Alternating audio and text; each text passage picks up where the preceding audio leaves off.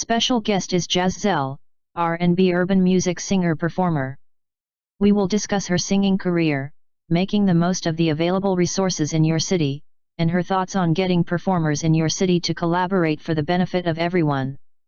This is a recording of a live broadcast, so expect some imperfections during the show. There was some editing performed on the original recording.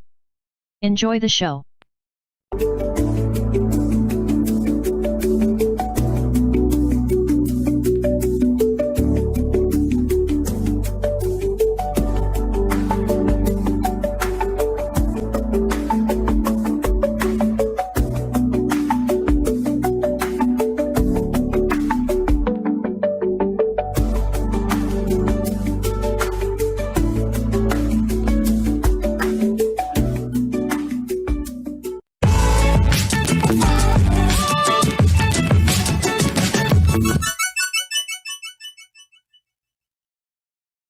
Hello, everybody.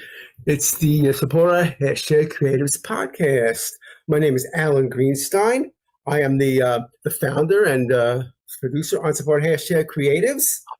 The goal of our organization is to level the playing field for underrepresented creators and artists so that they have the same opportunities as everybody else to have their projects made, seen, and distributed.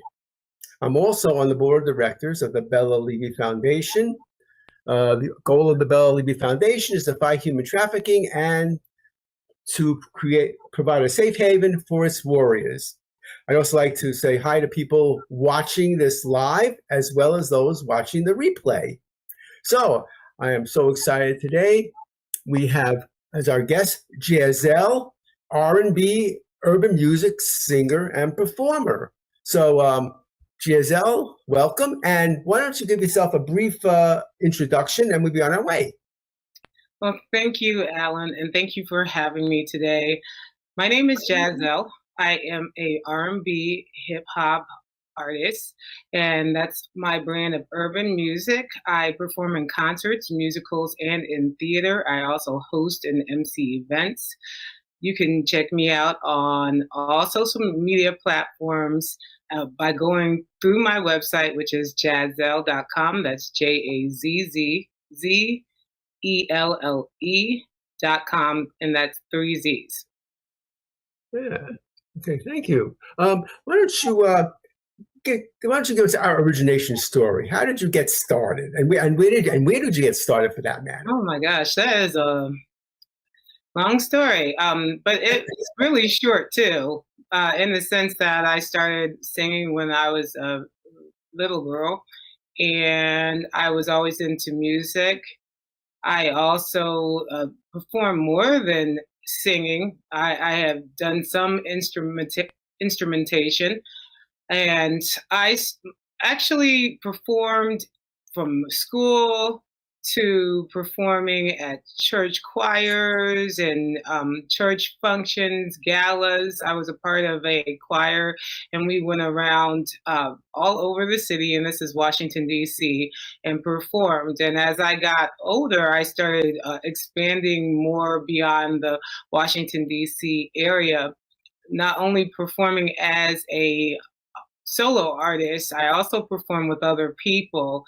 So there's various independent musicians as well as bands, and I was a part of their performances also.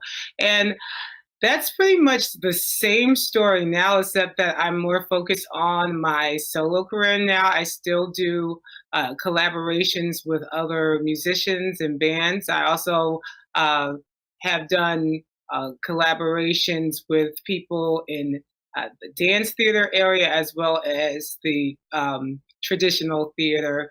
And some of my goals expand beyond the stage of theater to wanting to get more into TV projects. Okay, very interesting.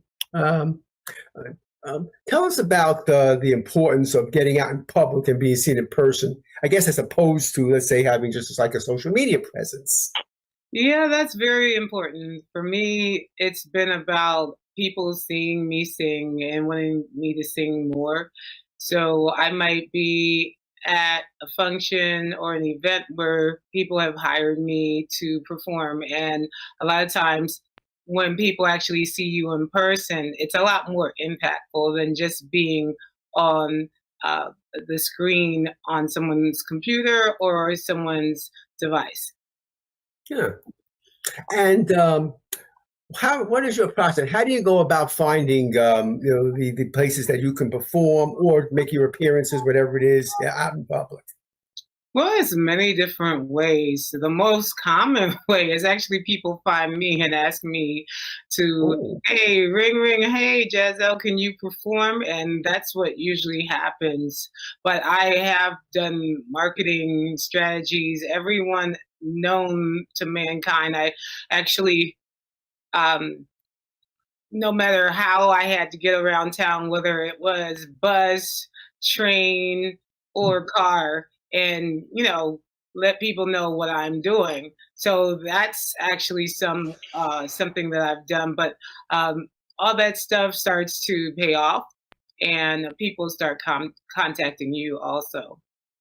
Oh, that's very good. Yeah, that's very important that you get to the point where people are reaching out to you to perform, which I think is always everybody's goal, to get to that particular point where just like you said, where people know about you, they know what you can do, and they want to have you perform for them. That'd be great. That's excellent. Yeah. So, what kind of venues do you typically perform at? Well, a lot of my performances have been at festivals, and basically outdoor festivals that are annual celebrations and things like that.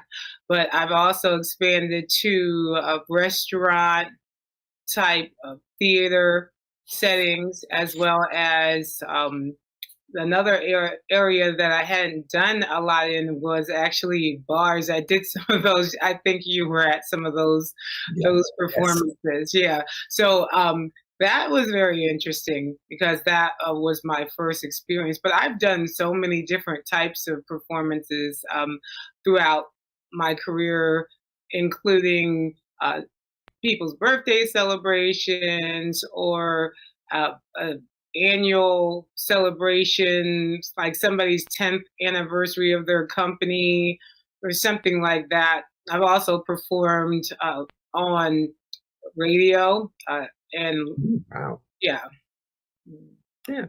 Okay. Tell us about the this particular topic is no longer with us, but tell us about the importance of that Periscope played in your in getting your name out there. For those who don't know, Periscope was really the first live stream platform that people could actually carry with them, like they do it on their phones. And this was before Facebook Live and Instagram Live came along, and so Periscope was quite a thing at one time. So tell us about that.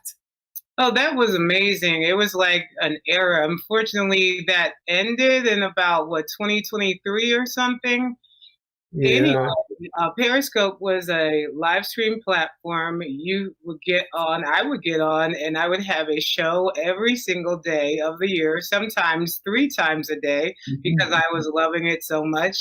And I built a fan base on there, and a lot of people would come on and communicate. And one of those people was you. And actually, there was a lot of people on there. So it's like I think I'm still in touch with about 3 dozen people from there, and we're pretty close. I've met those people. I go to their concerts. Everyone's not a musician. Some people are makeup artists. Some people are music producers. Some people are music managers, and I'm pretty close to them till this day. And a lot of them, I've seen them at least 3 times. So that's interesting because the way that was, it was almost like a conversation where you could actually get to know somebody, and that person got to know you, even if they were just messaging you back and they didn't get on the screen with you. So that was really nice. And like I said, till this day, I'm in touch with people from there, and have made some pretty good friends on that platform. So, Periscope is not here anymore, but those relationships will last. Yeah, and that's great to know that these relationships have outlasted the platform, but it shows that the platform did what it was supposed to do at the time. Yes, it did. Yeah, and this is it. That's how Jazzzelle and I hooked up was through Periscope. Yeah. And at the time, both in the same the same hometown and everything else. So that's why I was able to go out and see her perform a number of times while she was in the DC area. Yeah, so it's also, I wanted to make this point that when there's different social media platforms, people should actually diversify, because if people would have stayed on that platform, we still would have had that good audience. And my understanding is that they would stream that platform on TV also. It was on a streaming platform, but still, it wasn't a major network, but it had a really big reach. So for artists especially, don't just go to a one-stop shop. Stay with the people who brought whatever to you originally, or stay with whoever was working originally, because a lot of times it's good to have as many of these platforms as possible, and not people just to run to what they were comfortable with, or a one-stop shop. Yeah. That's not everybody feels that way, but as I say, you've explained why that's important to you to be on a lot of platforms. Mm-hmm. So it's fantastic, and hopefully that one of the things about you have to you need the time to make sure that you keep everything up to date on all the platforms that you're on. So if you're willing to go through that, then definitely it's advantageous to be on a lot of different platforms, right? Yeah. Okay. Let's see. Oh, yeah. We're going to pause for a brief commercial, and we'll be right back. I'm Alan Greenstein, founder and producer at Support Our Creatives. At Support Our Creatives, I offer a number of services to support those developing a project. Check out the services tab of my website at supportourcreatives.com. If you are interested, please use the contact tab on my website, or email me directly at alan@supportourcreatives.com. Okay, we're back. Oh, so as I said, you were based in Washington D.C. area when I first met you, but since then you've moved on to another city, and I want to explore the how do you get started in a new city in terms of what you have to do, because you were well established in Washington, you moved to another city, you moved to Atlanta. So how did you go about starting to get yourself out there, your name out there and everything? Well, in Atlanta, it's a really big area. I'm new to the area, and you always have to get out and meet new people. So that's what I've been doing since I've been here, and it's really interesting. I've started to form a tribe of music people that I am communicating with, and I look forward to collaborating with them in the future. There are some people that I have done some collaborative things at different city parks that they have here. That's one really great thing about this area, is that they have plenty of parks, and that's a parallel with Washington, D.C. The only thing is this place is way bigger. It's like many miles just to get across town. Yeah. So I guess Atlanta has certain advantages over DC, but yet apparently you just stated one that was a disadvantage because of the sheer distance involving at point A to point B when you're in Atlanta. But do you feel that you're beginning to conquer that problem, knowing your way around better and things like that? Well, I think it's easy for me to conquer things because I'm very adaptable. The main thing I see is I like Atlanta to kind of grow in a certain way. I know I'm coming from the outside and looking at it and saying, hey, this is the way you guys could do this in a certain way. But I'm going to give you an example. Some of my friends, they have multiple um, performances on a given evening in Washington, D.C., and they go to 4 of those different performances, and that's how they're putting food on their table. So it's here physically impossible to do that at the time. Now, if though they develop some kind of art district type situation, maybe 4 of them, one for the Northeast, one for the Northwest, one for the Southeast, and one for the Southwest, the area of the city, that it would allow people to, including the people who are in the suburbs, to be able to go into the city and participate without driving 35 or 40 miles to get from one place to the next, and of course through all the traffic and so on. So that's something that I would like to see in the future here, because it would make it a lot easier for some of the working musicians who do have that situation where they're looking to support themselves, and getting from point A to point B is a challenge. So those are some things that I can see right off the bat. And I'm sure there's plenty of music venues, but it's just that they're so far away from each other in many cases. Yeah, thank you. I'm familiar with the Midtown Atlanta. Have you had opportunities to perform in that area? Yeah, in the sense I have. There's a lady who I have been collaborating with, and I had performed in the park. It was not a highly advertised event, but I did perform in the park with her.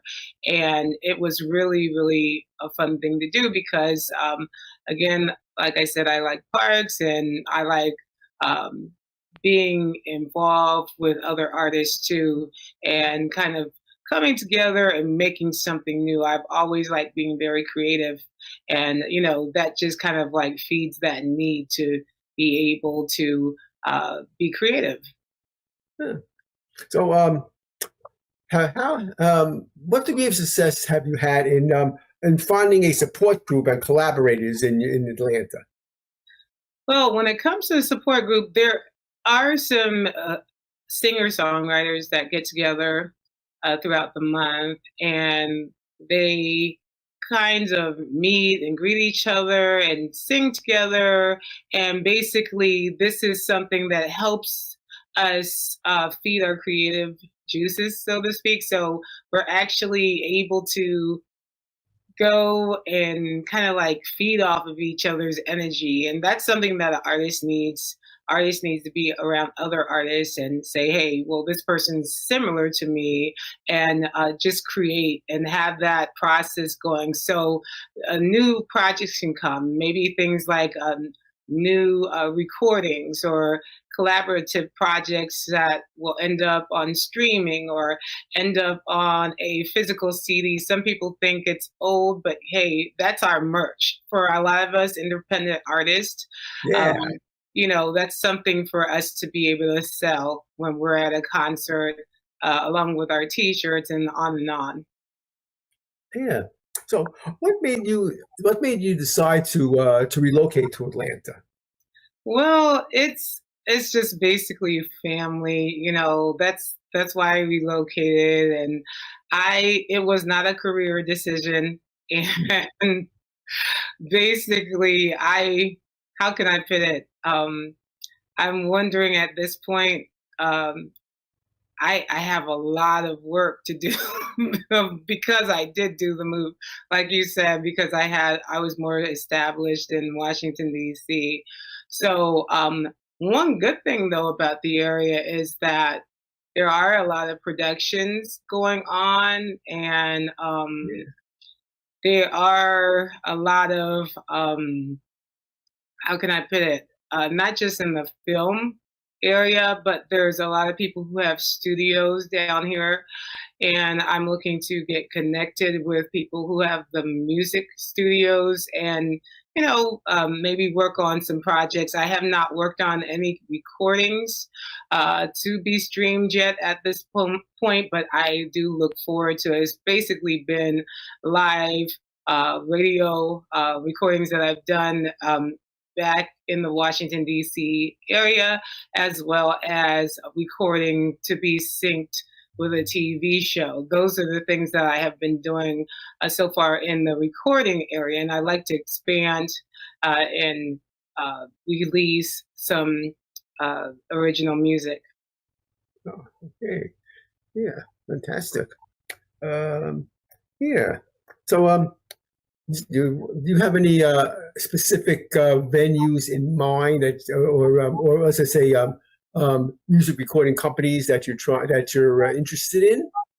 I don't actually have specific ones that I'm interested in. I'm open to working with whoever is good to work with, and that's another thing I have to learn about navigating my way through who is the best person to work with in this area, and who will be able to do a project and take everything into consideration that I want to do in my career, as well as my personality in that equation. Because if you have someone producing you, they need to understand you as an artist also, not just understand you musically, but your personality and what you want to convey and what you want to express.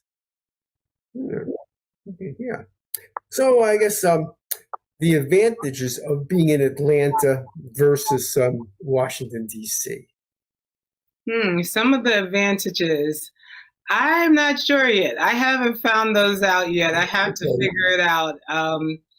Some of the advantages, I'm going to say this, and it's from a lover of music standpoint. I really like singers are my favorite people on earth.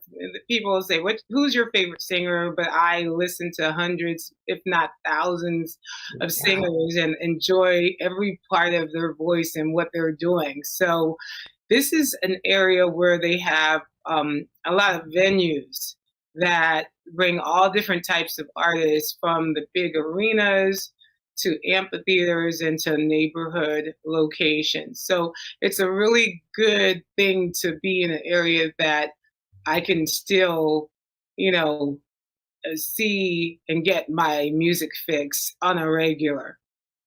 Yeah. I mean, I say that Atlanta obviously is a very big area from the entertainment perspective, in terms of television shows and films, as well as music. So yeah. It would be great if you'd be able to get involved with all those different types of disciplines.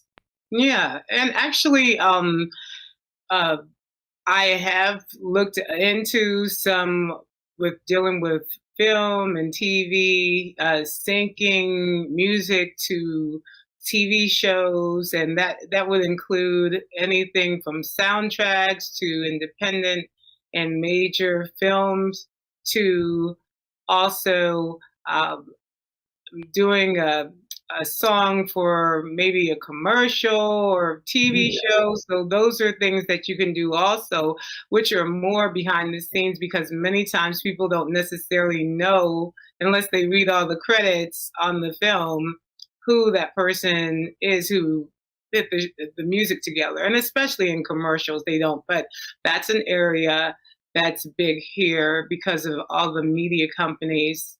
And then, just in general, there's so much going on with film and TV that even some of my music friends that I know of, they have been on television programs.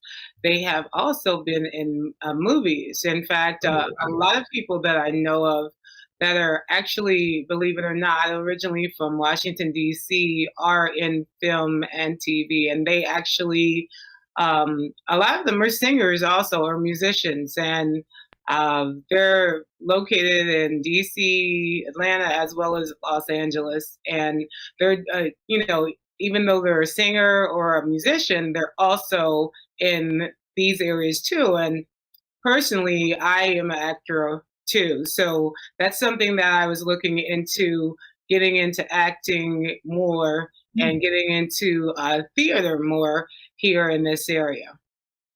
Oh, yeah. Do you have any theater experience? I've done a lot of theater, especially dance theater, and also inter intertwining music with dance and performance. So those are the things that I've done. So I definitely have a good amount of theater experience. Also, I've done a production called Queen of Swing, where it featured American songbook music. And so I've done my share of theater, and it's been mostly musically based. And when I'm talking about the other kind of theater, which is mostly acting based, is the kind that I'm looking to possibly get into, because that's another thing that I have done. And I've been told I'm good at it, so why not do it? Yeah. Oh, definitely. You got to keep pursuing that. And I want to throw in that lots of people that I hooked up with in Washington D.C. over the years in this area, they've a lot of them actually have moved to Atlanta and Los Angeles, for that matter, those two places that you mentioned. So I guess for people maybe get a start in DC, but then they feel they have to get into a different area to in order to advance their careers. So sometimes you have to go away for a little while, but you know what? I think I also know artists that have gone back to Washington D.C. and they're doing great. Like I have a friend who has she was in LA for a while, and she was acting out there. But then when she came back to Washington, D.C., she got a lot more bigger parts and was featured in some BET movies or BET Plus movies. And she also is touring currently in Japan. So that's going to be a 2-month tour. So actually, even though she went away for a while, it seems like she's doing even better in Washington, D.C. now than she ever was doing in LA. Okay. It's a very interesting point that you brought up. And so like Washington, D.C. still holds an attraction for people to be successful. Mm-hmm. Even though it seemed like a lot of people were moved, that I know were moving away, but I guess people are coming back, and there are opportunities in Washington, D.C. And speaking of that, are there any things in Washington, D.C. that you think can be done better than you could do in Atlanta? Better than Atlanta. I'm not sure if I can actually compare that, but I know what Washington, D.C. can do better. I'm going to go out here and say it loud and clear. I feel that Washington, D.C. would keep a lot more of their artists if they treated an artist like an artist instead of a corporation. I'm going to make a really good example here. Now, there's some venues that artists sometimes want to rent out for a certain type of show. Most of the time, artists are hired to do shows, but sometimes artists want to rent out a venue to do a show.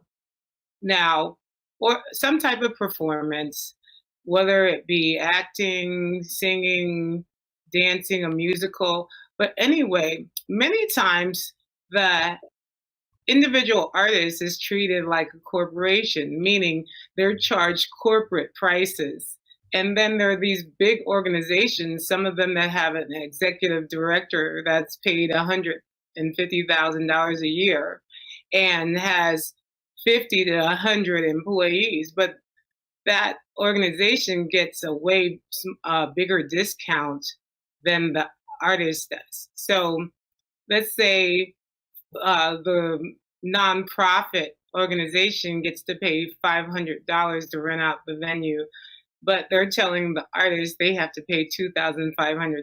So I think that Washington, D.C. can do a lot better at those types of things, where understanding that an artist is one person, and how can you charge it one person 5 times as much as you charge in an organization that can afford to pay one person $150,000 a year and have 50 to 100 people on their employee list. Okay. Well, that definitely is quite a statement to make, and that I did not know that, and I'll be remembering that from now on. About what you said, yeah, yeah, because I mean, this is really this is DC for me. The DC area, DC and Baltimore actually together are actually, that's my total area of personal experience. Like being on set or acting or whatever it is. So that's where that's where my base is. Although I do have projects all over the country, work with other people too. But obviously in DC, that's the place where I actually can get more hands-on experience by being here. Yeah. So that's just my experience. Yeah. Wow. Yeah. Okay. So you mentioned something to me when we were talking about starting a newsletter about entertainment. What can you say more about that, and what you would want? What's your goal for that newsletter? Well, I'm going to start reporting on people who are in my friend circle as well as my artist circle, letting people know what they're doing, so they can understand that this is an artist who is really good at his or her craft, and that they should check this person out. And they'll be able to find out about virtual situations where they can participate in the performances or interviews such as today. And they will also find out ways they can participate in person and go to a performance and, find out also about just how that person is progressing in their career, and maybe about them going on tour in somewhere like Japan. So I know so many people who are doing amazing things, and I just want to share that with other people. And I also will be announcing what I'm doing too. So I have done a lot. What were you saying? Oh, I didn't know. Continue. Okay, I have done a lot of virtual performances, but I had allowed them to be advertised by the individual who was running it. And that was, most of the things that I've done were virtual since I've been in Atlanta. So even things like that, so people can be able to find out about things that are virtual that I'm doing. Oh, okay. Yeah. So basically you're going to be talking about people that you know as well as yourself, being in person or virtual, and in the various disciplines, and the people that you're going to feature, are they're probably, it sounds like that they'll be all over the country, because all of the people that you know, right? Yes, they will be all over the country. I'm not going to just focus on one area, because I think I know people all over the country, and they all need to be, talked about and what they're doing, because I shouldn't be keeping this all to myself and saying, oh, let me tune in. And, I've been running to the television and running to the streaming services to watch people I know on these movies and these television shows and stuff all the time. And I feel that I should be letting people know this person's from this place, and that might be the same hometown as one of the readers of the newsletters, and they might be inspired by that, Yeah. Well, this sounds like this is a great project, and it's something that will benefit people all over the country, both people who are in the biz as well as people who are interested in seeing people perform. And it might even help people even break into the business, because they learn about more people. Yeah, and people can just send an email through my website saying they want to be on the list. I do have a group of people already who do want to be on the list, and I'm going to be getting that started pretty soon.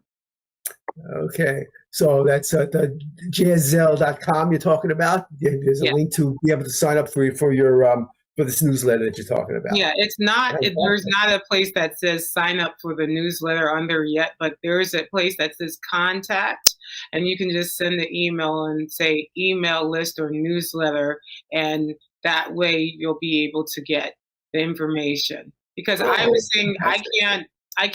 I have to stop and I have to share. I have to share all this amazing stuff.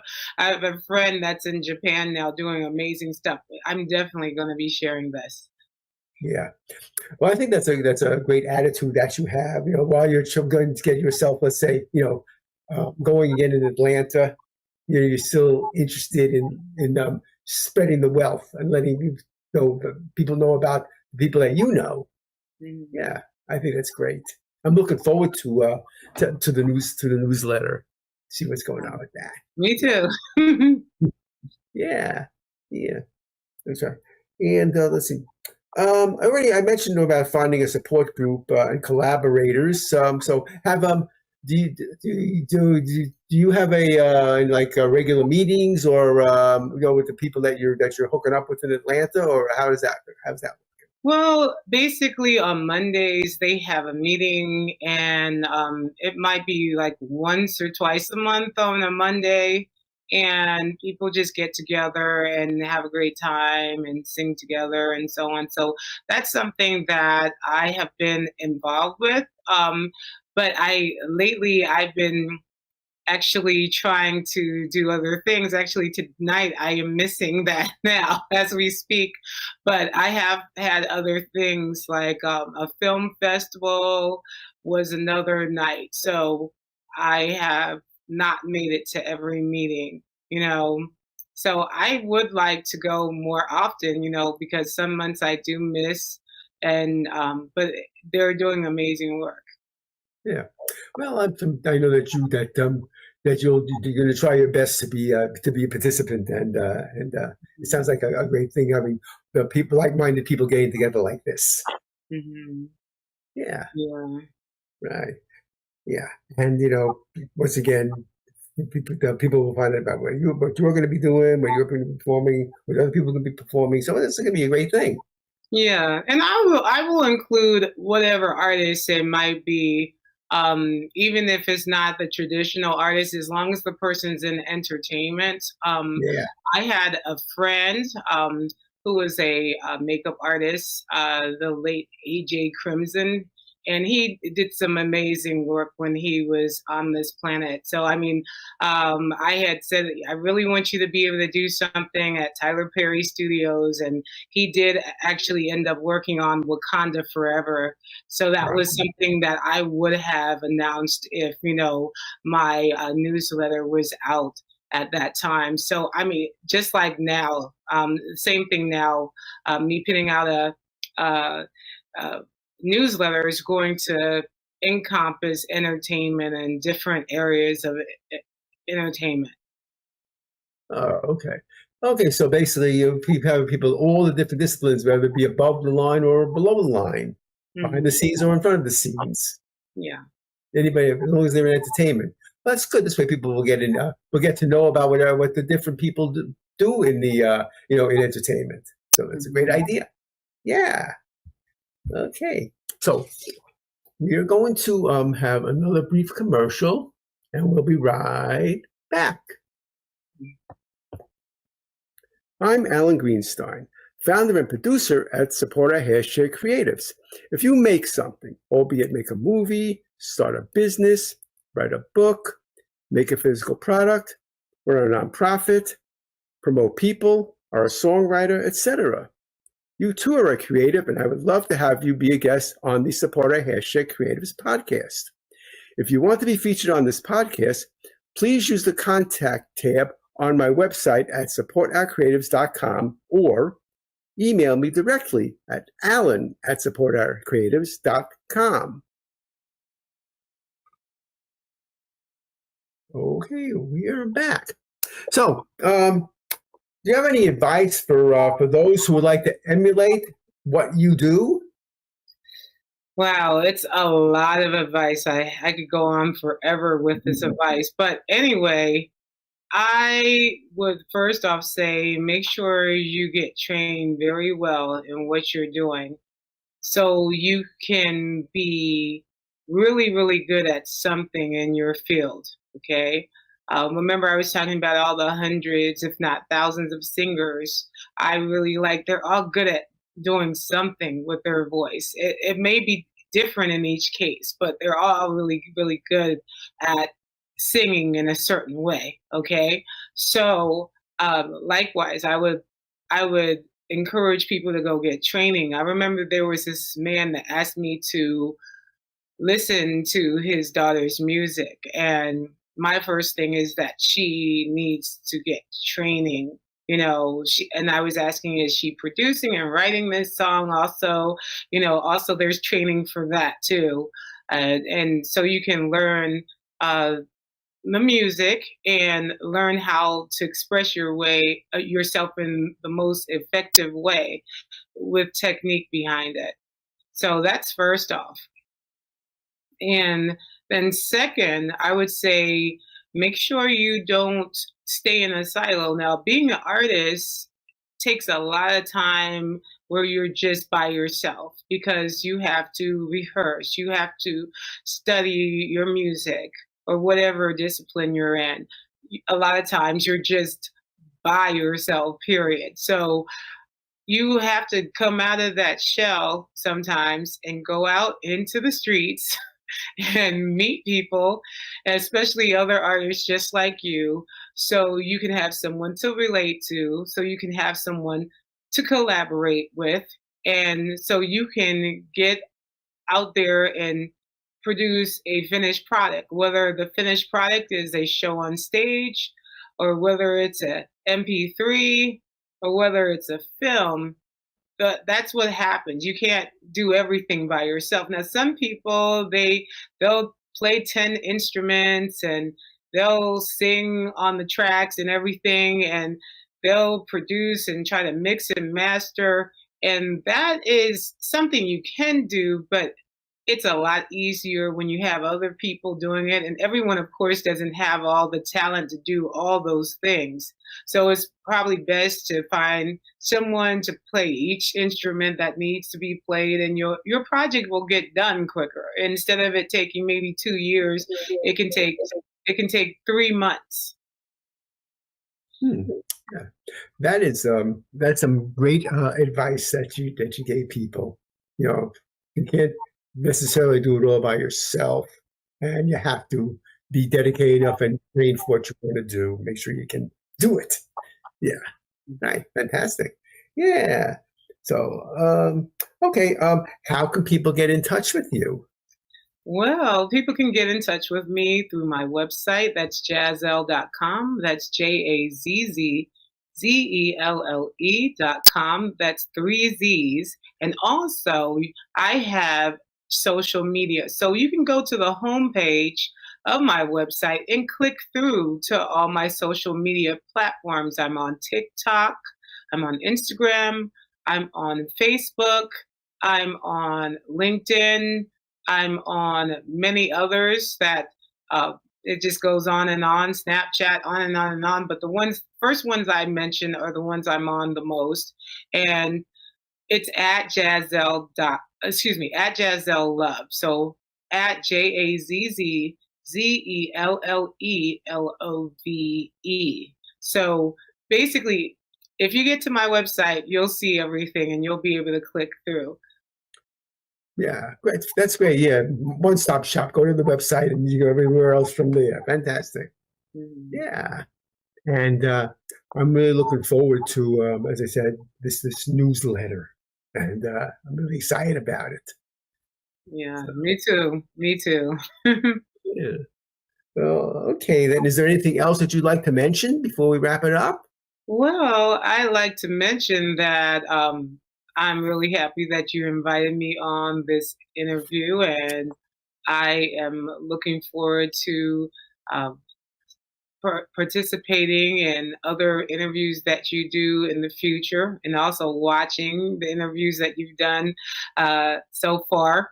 And definitely look forward for some really big things. I'm planning to do some collaborations where I'm traveling to different cities in the country. So stay in touch and keep going to the website. There's a tour area of the website where you can click through from the first page to see about performances. There's also the social media that will update you with some of these things. So definitely stay in touch. And I'm going to start doing live streaming on TikTok. Oh, fantastic. I have to remember that. Yes. Okay. Well, I'd like to thank Jazzzelle for being on the show tonight. And it's really great to reconnect with you. And, and I want to let everybody know that this episode will be repurposed and ultimately will be showing up on various streaming platforms like Spotify.